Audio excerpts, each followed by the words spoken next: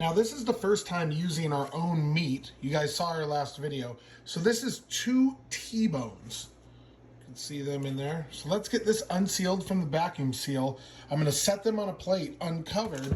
Now when we talked to the butcher, we said 1 inches thick, packs of 2, because then that's good just to defrost for our family. So these are 1 inch thick T-bones.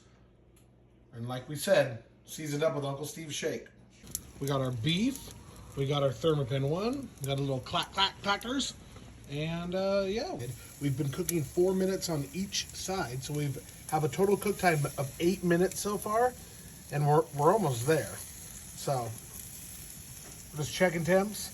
And one of the little tips and tricks is to stick it in kind of deeper, and then slowly pull it out, and you can get a more accurate temp. But the Thermopin 1 reads so fast that these are about done. Those are your homemade mashed potatoes with cottage cheese and all kinds of other goodness in them, and some roasted broccoli. What kind of other goodness did you put in that?